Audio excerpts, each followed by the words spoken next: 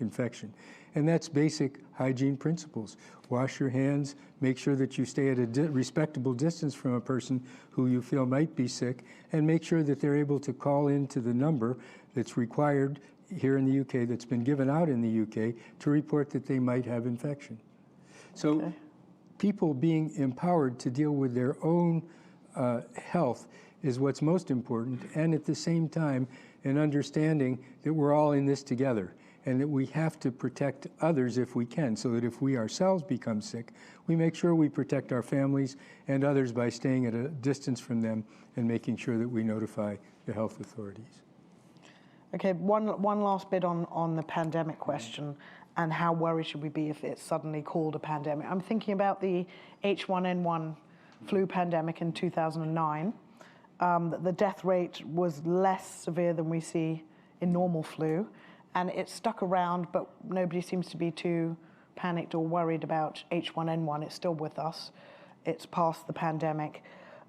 Is it just a word, pandemic? Does it mean that if it's gone pandemic, that it's here with us to stay and it becomes one of those normal human coronaviruses like the other four that cause common cold? Yeah. The word pandemic might not really be appropriate in the 21st century. You know, this is a word that's been used in the past to describe when waves of cholera came through the world many times from Asia into the rest of the world, and when the plague came into Europe and other places. These were called pandemics, and they have a historical place. Today we're in a world that's entirely different. Countries don't wait to be told there's a certain pandemic or whatever. They do their risk assessments daily with information that's available on the internet, that's available throughout the world instantaneously. And so it's really now a matter of countries doing their own risk assessment based on what the World Health Organization and others tell these countries that they can give the information that they give, and at the same time to model their response based on good epidemiological principles, outbreak containment and widespread mitigation if necessary. Okay.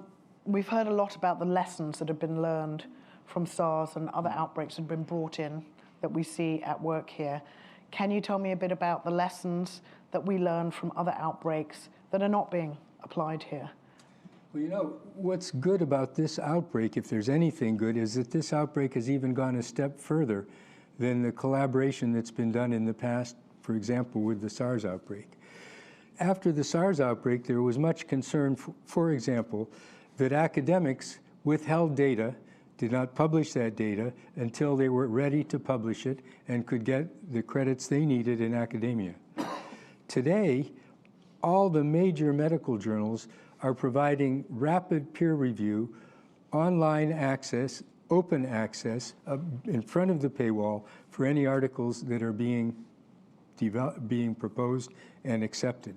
So everybody has the access at no cost to the current medical literature on this current outbreak. That did not occur in the SARS outbreak. It was started, but the medical journals have gotten together and decided, yes, that they will do that. At the same time, after the Ebola outbreaks in West Africa, there was a group here called CEPI, the Coalition for Epidemic Preparedness Innovations, which is an organization which is based here in London and also in Oslo, and which is attempting to develop vaccine platforms for vaccines that might be for disease that might be caused by emerging viruses. This CEPI has invested some in development of vaccines for coronaviruses. At present is investing even more, and that funding will remain available even if this outbreak stops, is declared over, and the funding dries up in the private sector. This public-private partnership will continue to fund research. And that's been a major problem, drying up of funds after outbreaks have occurred. Okay, but going back to the question, which was what is not being applied, lessons that we should have learned. For instance, I mean, one I was thinking about is, have we really applied anything we've learned about the way we interact with wildlife? For instance, this culture of wet markets, where live and dead animals, including wildlife, mingle and are sold for food. I mean, that seemed to have been an important lesson from SARS, but it seems to be a difficult issue to tackle. I mean, and I think you've really hit the nail on the head, because what happened during the SARS outbreak was that there was a lot of research going on to determine whether or not coronaviruses were being spread in live animal markets in China. Funding was available.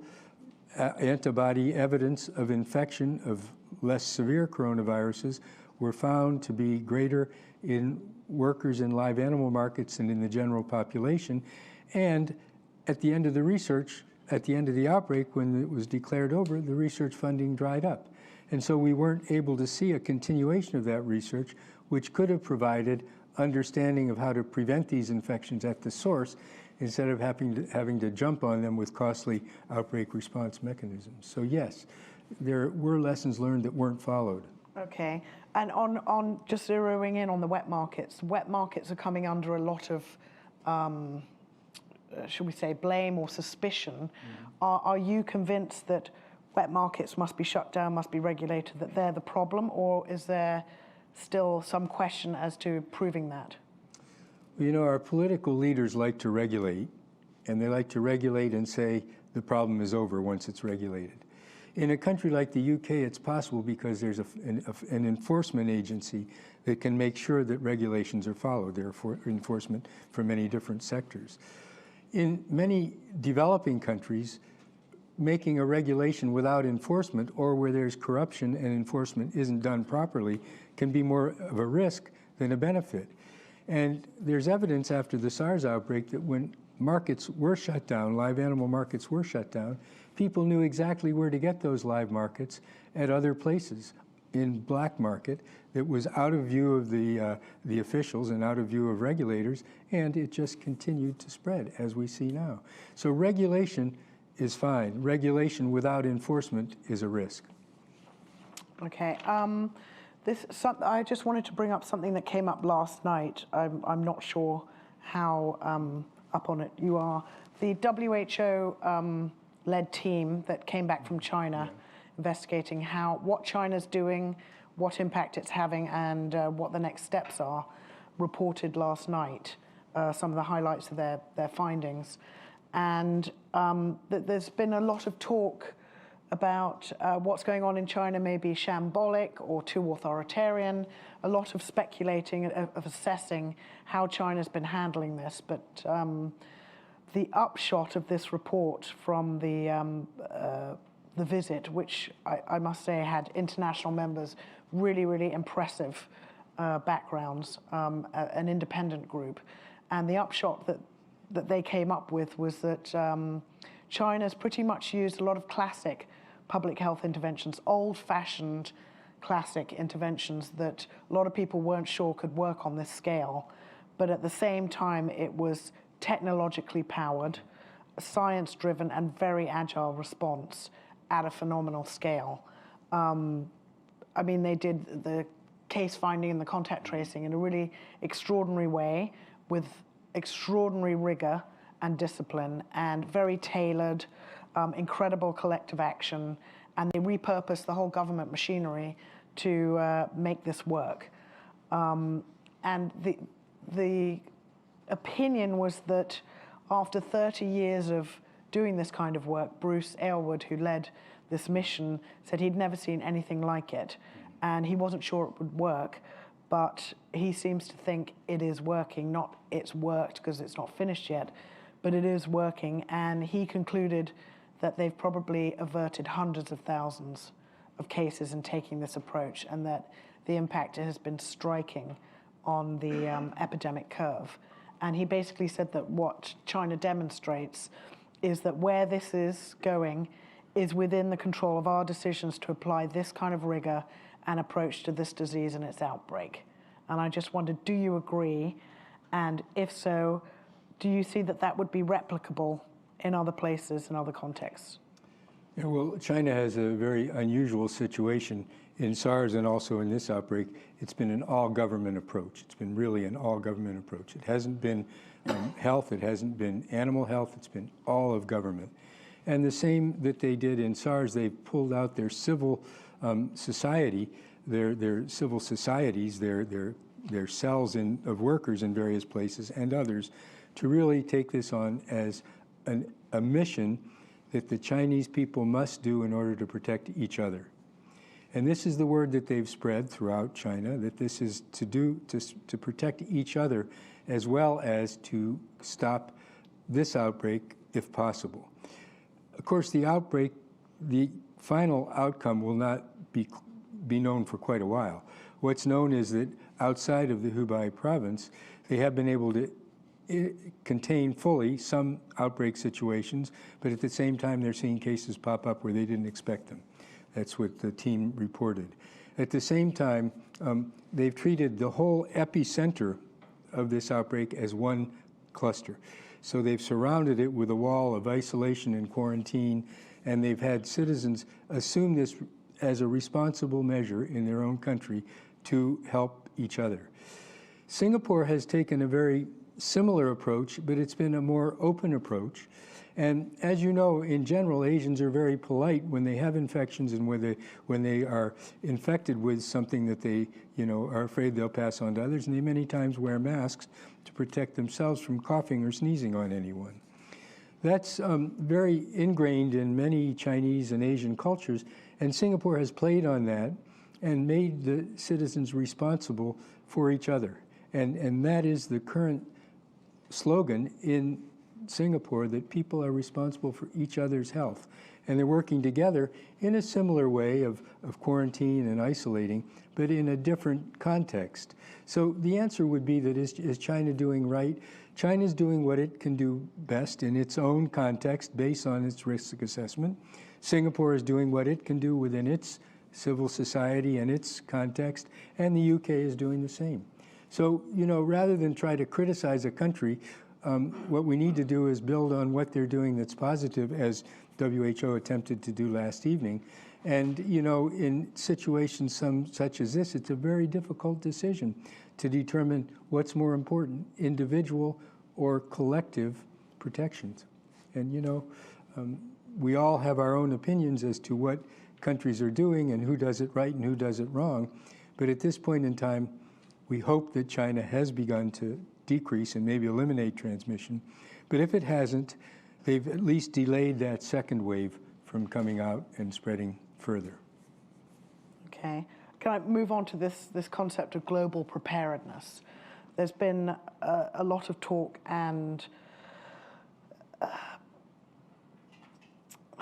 saying that the world is ill-prepared. So after H1N1 in 2009, a seminal report said the world is ill-prepared for a pandemic or something of significant, equal thing. And a couple of years later, the same is said, and we hear this during this outbreak, that the world is ill-prepared. Is that, first of all, is that even a realistic target, the whole world prepared? It seems to be a very national, as you've just described, a very tailored approach per nation, depending on their risk assessment, to say, are we ever going to get to a point where we say, okay, tick, now the world is prepared. Are we ever going to get there? Is that realistic? Is that a useful framing for this? We've all fallen into this way of working that says, we will do this for you. We will stop outbreaks for you. If we really want to have health protection and global health security, what we need to do is turn that around to say, we will help you strengthen your capacity so you can detect and respond and prevent outbreaks from spreading. And that's a whole change in our mentality. Right now, more funding is going into global mechanisms to help the global community respond to outbreaks in developing countries, and very little of that resource is going to developing countries and to get their governments engaged in preparing by developing the public health capacities they need to detect and respond when and where outbreaks occur. So we need to really begin to understand that it's not we who will do it for you, it's we will do it together by strengthening your capacities to do it better. Okay. Dr. Tedros, the WHO Director General, has repeatedly said that this outbreak is a test of solidarity, political, financial, scientific. Why is that so important, and how much solidarity do you see going on in these three areas in this outbreak? Well, certainly technical solidarity has been quite impressive. As I said earlier, we have answers to most of the questions because people are working together. Doctors treating patients, epidemiologists fighting the outbreaks, and virologists looking at the virus, and the modelers who are helping us to better understand the dynamics of outbreaks. So we're having great support, technical solidarity. Hopefully, financial solidarity will come behind that, that permits not only countries to begin to contain outbreaks where they're occurring, the developing countries that don't have that capacity, but that also will remain available after the outbreaks are over so that countries can continue to develop their capacities. Okay. Wanted to move on possibly for the last question on the global health security architecture. There's been a bit of criticism, as there's always criticism in these things, of WHO in not declaring this a global emergency, officially called a public health emergency of international concern, earlier. And the accusation was that this was due to politics with China. The same was leveled at WHO during Ebola. This is not a new accusation.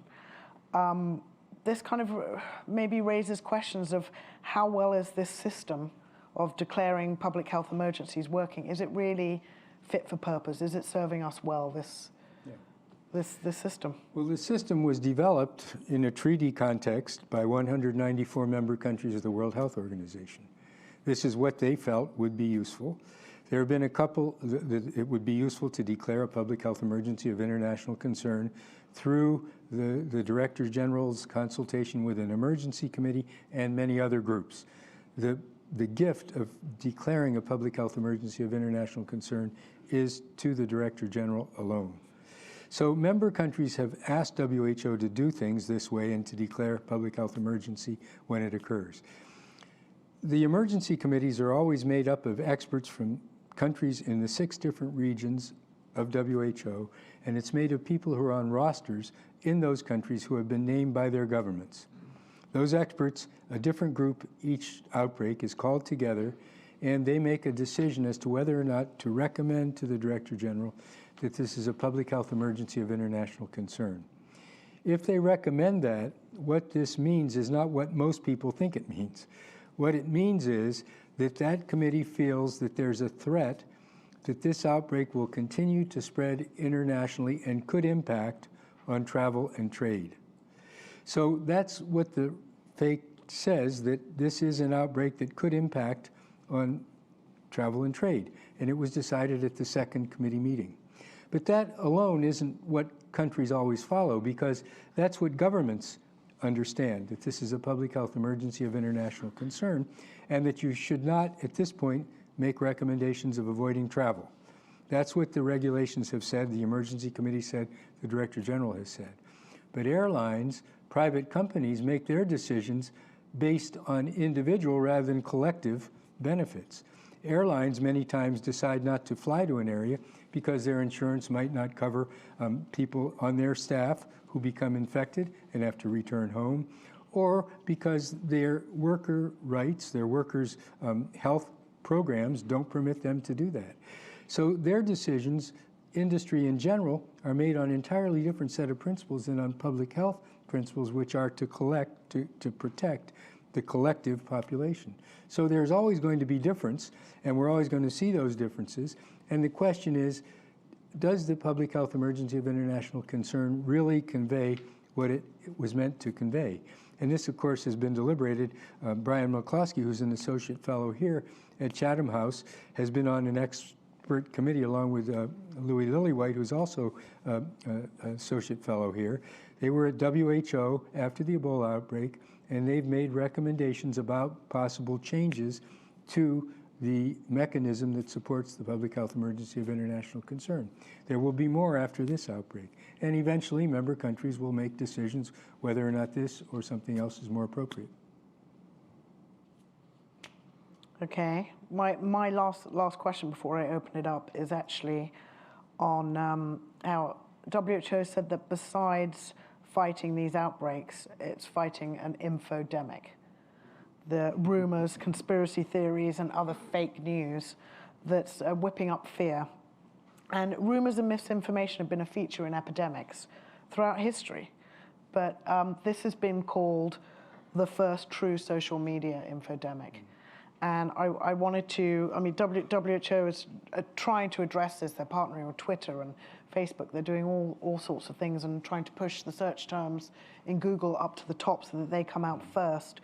But can you tell me a little bit about the impact this kind of infodemic can have on the ability to snuff out an outbreak, but also why do we repeatedly face this problem? Every time there's an epidemic, we know this, it happens, it's always happened.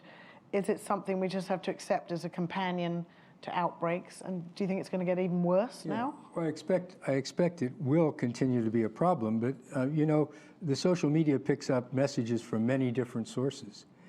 And what's very important is responsible journalism that is not reporting ahead of the evidence.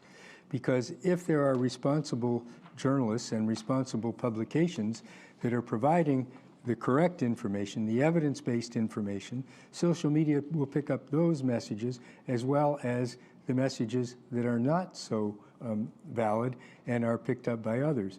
And sometimes there is deliberate attempt to sabotage messages and to make people think that things are different than they are. And you know, there are many groups studying all about social media and finding where the rumors are and even where they originate, but there isn't yet a technology or an ability to control what's going on in the social media. And I don't know the answer. But is this one of the lessons that we just haven't applied and haven't learned? Because, I mean, going back to ancient Rome, this was an issue, and why are we still grappling with this and not got on top of it? Well, I guess we have to live with it, but we have to learn how to deal with it in a better way than we are now. And I don't know what the answer is. You would know better than me, being a journalist. So let me turn the question back to you. It's not. I think it's interesting that you say, you know, if journalists are responsible, then that'll make things. But I think the field is a little bit, you know, the people making the inputs, so a lot wider now. It seems like a very tough thing. I don't have the answers to that either. Okay, so I'm going to open it up now to the floor. So if you could please wait for the microphone, just a couple of more housekeeping. Keep your hand raised up high so that the people with the microphone can see it. And just to remind you, that questions should end with a question mark. So please don't use this as an opportunity for a speech. So where are the microphones? Okay. Can we have one there right by you? Yes, over there. Thank you. Oh, okay. Well, David wants to take 2 or 3 at a time, so why don't you have your first question? Yep. Hi, And Alexandra. if you could say who you are and affiliation, if you could. Hi, Alexandra. I'm a journalist at Yahoo. The Sun have published a memo they've seen put together by the National Security Communications Team. It's called COVID-19 Reasonable Worst Case Scenario. They're saying up to 80% of the population of the UK could be infected, of which 2 to 3% could be fatal. So I don't know what that's based on, probably estimations of the reproduction number, but how plausible does that seem to you, up to 80%, apparently from an official document? Thank you. Next, other questions. Gentleman here in the front. We'll take 2 to start with. John Wilson, nurse, also a journalist and a member of Chatham House. What is the cure? What is the treatment? And are any existing antibiotics effective? Thank you. If you want to go ahead and... Oh, okay, we can take one more. Not another journalist for now.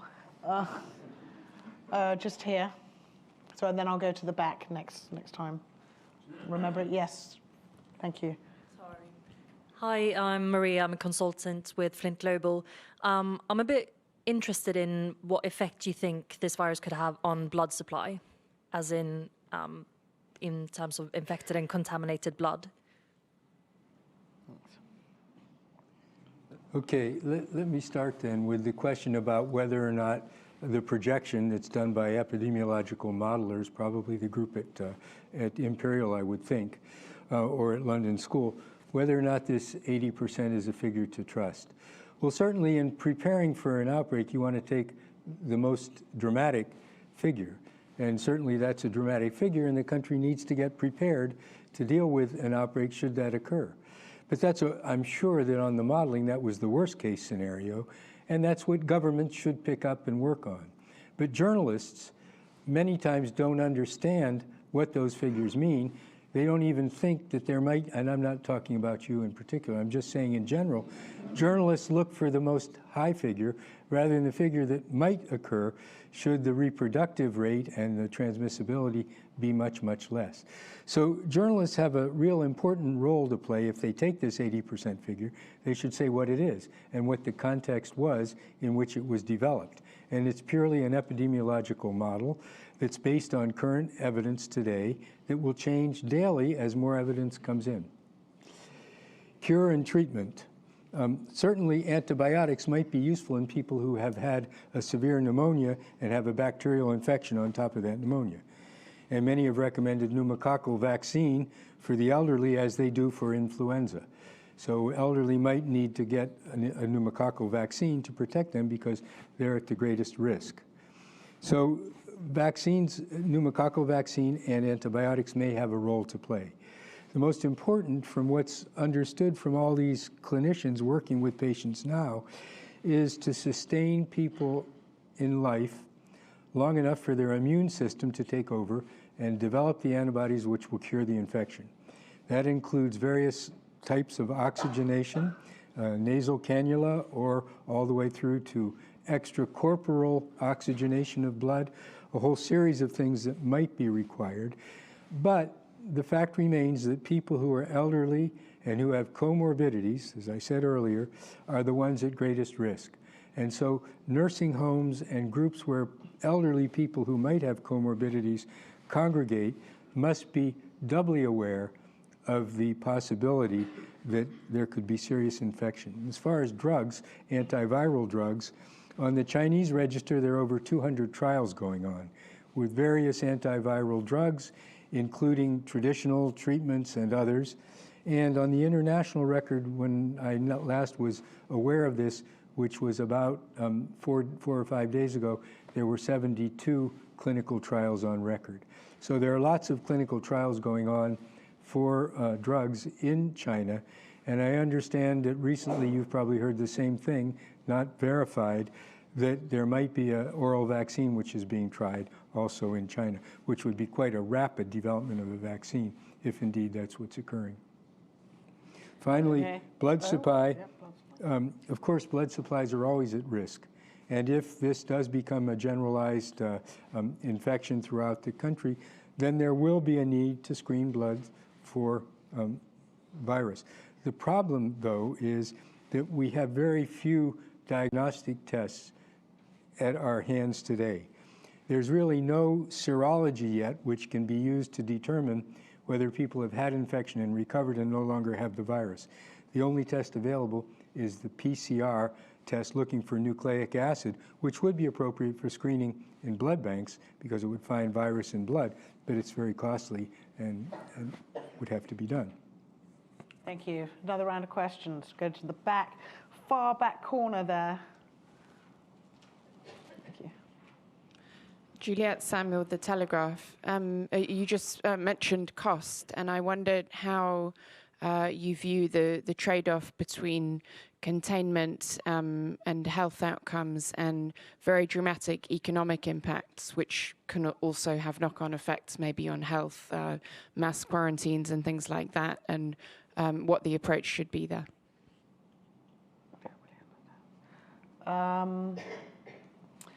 In the middle, here, the lady with the white top. Hello, I'm Caroline Voet from Médecins Sans Frontières, from Doctors Without Borders. My question was also about the use of quarantine when that often has negative effects on outbreak control, but I'd add to that as well how WHO is encouraging best practices from lessons learned of previous epidemics, and particularly in terms of not directing all attention resources towards the epidemic when they are equally needed in other health needs. Okay, one more in the middle here. The guy with the grey shirt. Thanks. James Holmes, Staffordshire University. I was just wondering, how do you think the global community can best come together to find a solution to any future global outbreak? Okay, quarantine, well, let's talk first about cost of approaches.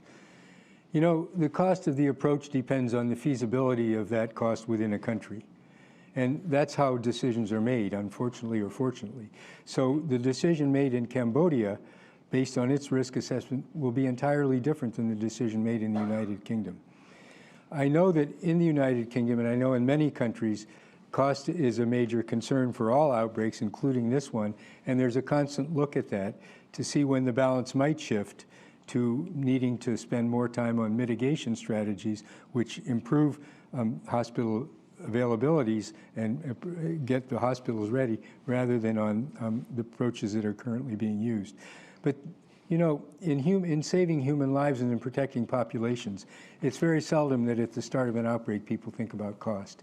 They put in what they can, which is only normal to do, and then as they begin to understand the cost effectiveness and cost benefit of what they're doing based on their own risk assessment, they modify as necessary. So that's the best answer I can give you on that. Regarding the MSF question on quarantine and best practice, well, you know, epidemics don't always affect only people who are involved in the epidemic, as you know best of all.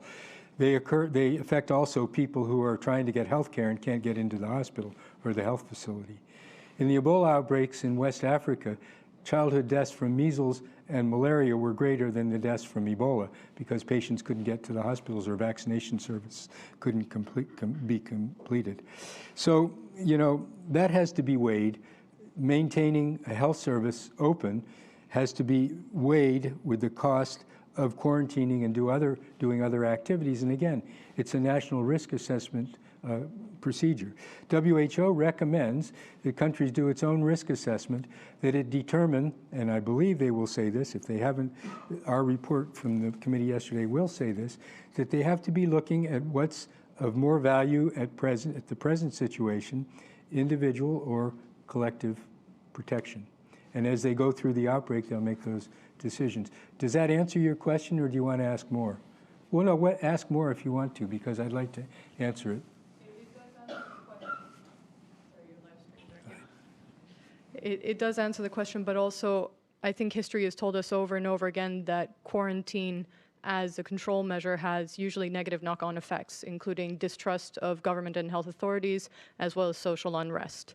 Yet it's been used very widely here. Now, so far, it seems like that has not yet been a byproduct, but it could be on the horizon. What thoughts or what's being discussed so far around this?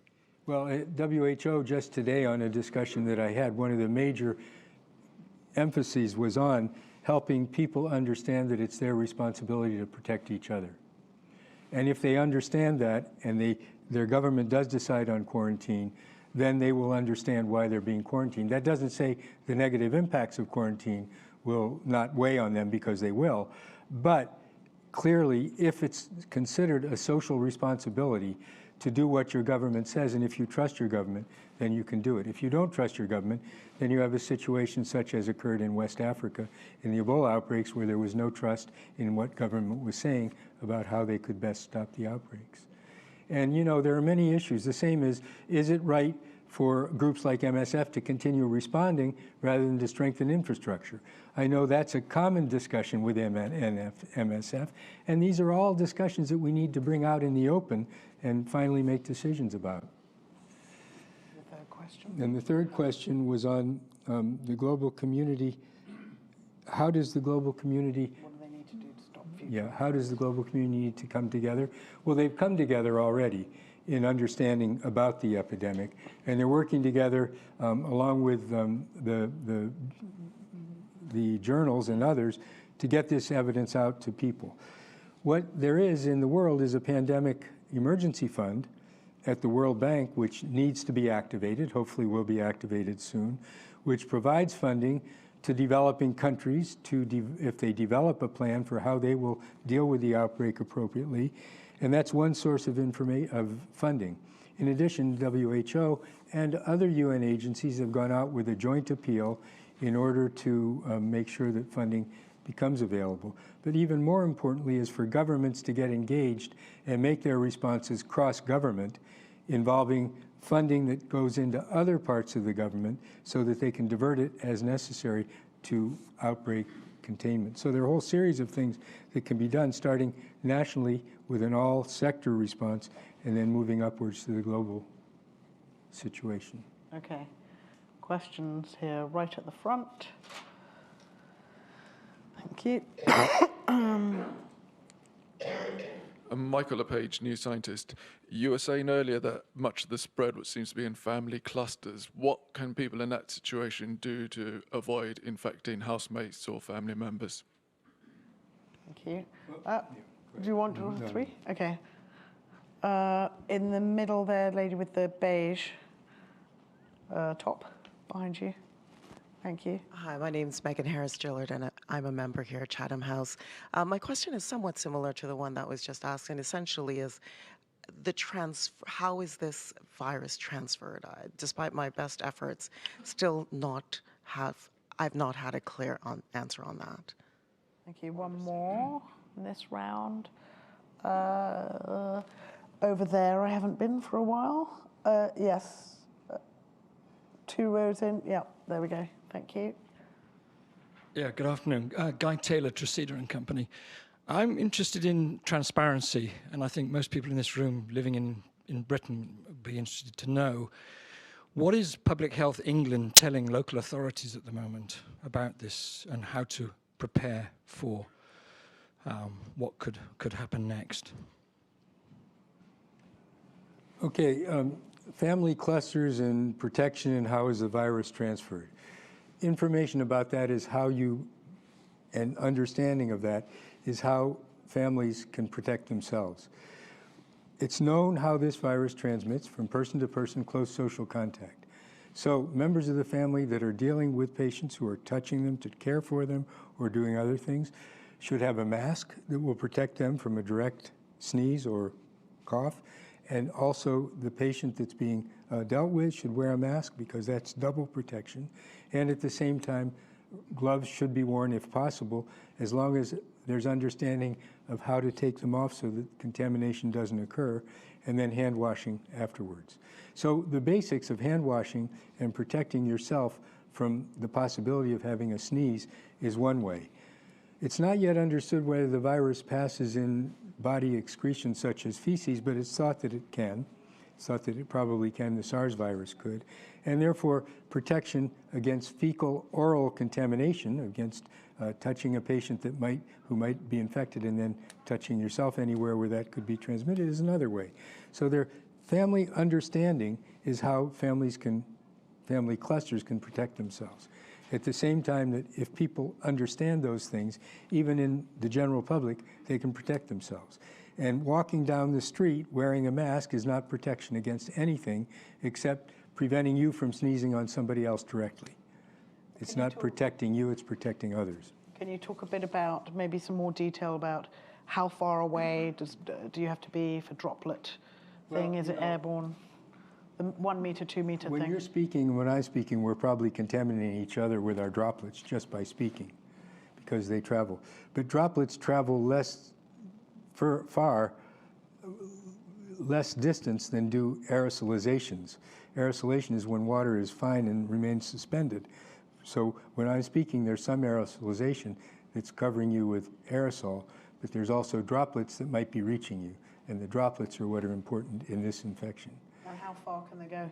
Well, I don't know, but they can certainly go probably as far as you and me. It just depends on the force of your speaking or whether you cough during your speaking or sneeze.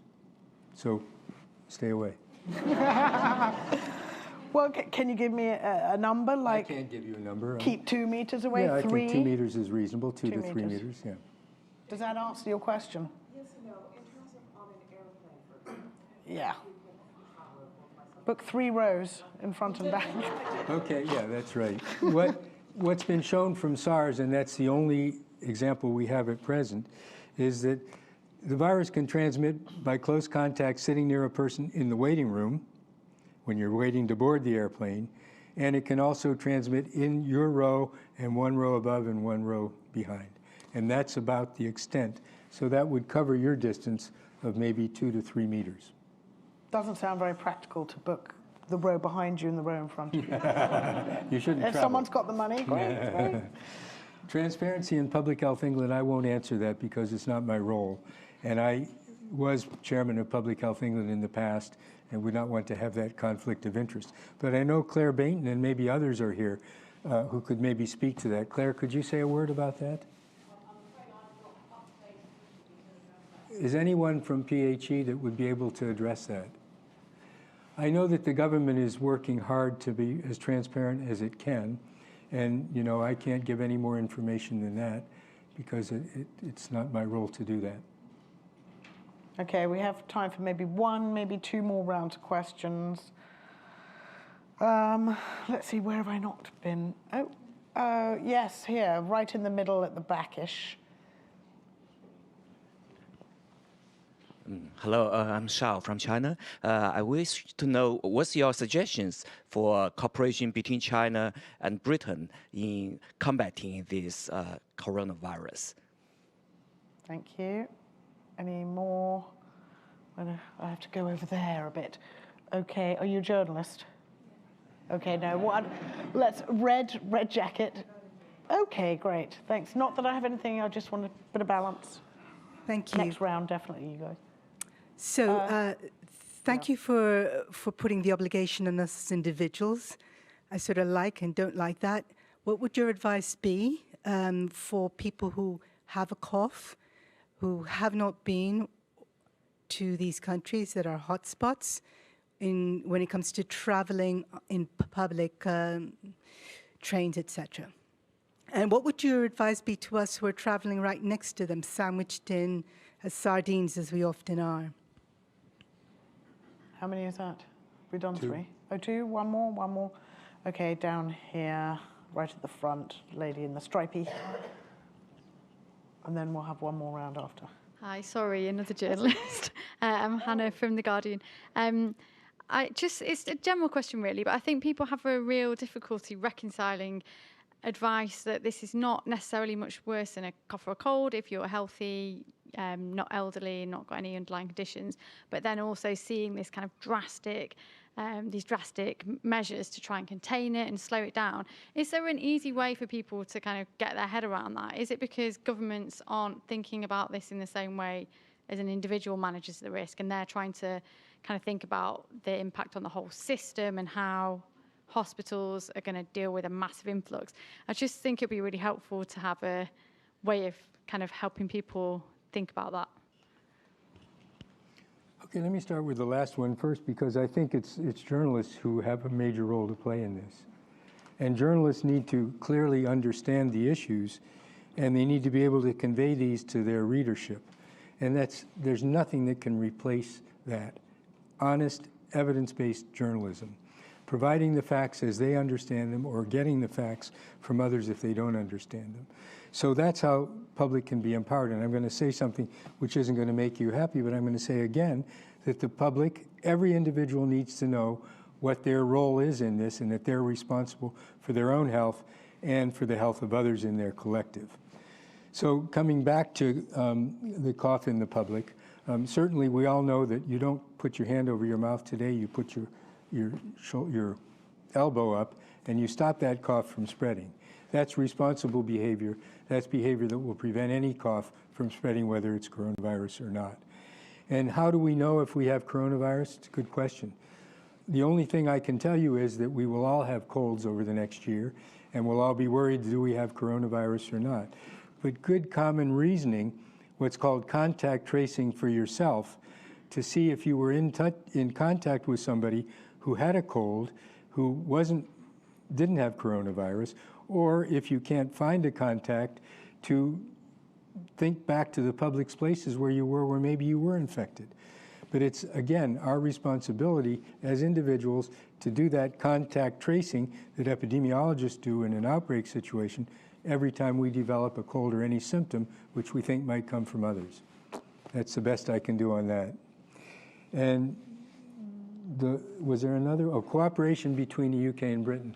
I can't really answer that question, but I can look historically at what the UK has been doing with China. And one of the major efforts of DFID has been to work with Chinese epidemiologists and scientists to make sure that they gain the same international experience and understanding that has been the privilege to obtain here in the UK because of the active work that they've done in the past centuries on outbreak response and containment. So I know from DFID there's been an active collaboration with Chinese experts to try to strengthen their capacities, not their capacities as much as their understanding of how they can transfer the great skills and knowledge that they have to others. I can't talk about other cooperation at present because I don't know. Okay, well, it's 1 minute to 2, so I guess that's all the time we have for questions, but I did want to slip in one last one for me, which is Jonathan Quick in his book, 2018, it's called The End of Epidemics. He said that the world reacts to infectious disease outbreaks in a cycle of panic and complacency. Is that something you agree with? And if you do agree, where are we in that cycle with this outbreak? Well, I think that what's been important to date is that there has not been a great amount of panic. In Singapore, for example, there was concern early on, and store shelves became empty in some places, grocery stores became empty in some places. But now, understanding that what's being done is being effective, the concerns in Singapore have calmed down. That was a major source with over 90 cases occurring. There is concern now in South Korea, in Iran, and in other places, and that concern is well-founded. But transparency can prevent panic. And, you know, the UK has not had a panic situation. North America has not had one. Most European countries have not had one. Even Italy today is not really having a panic situation because there's transparency in what's going on. There's understanding of what's being done to attempt to stop this. And as more and more information becomes available, it begins to be more understandable that this is a disease like others which are occurring in human populations. And it maybe isn't as severe as originally thought, but it still is a concern because it does cause mortality. So transparency, and I know John O. Quick quite well, and I believe that in some countries panic is the concern, but not in all countries. And panic is directly related to the amount of transparency and information that governments and the journalists provide to people. And are we anywhere in the complacency end of that spectrum? Not yet. Okay, great. Well, that's it, guys. Thank you so much, David, for being with us, and thank you all.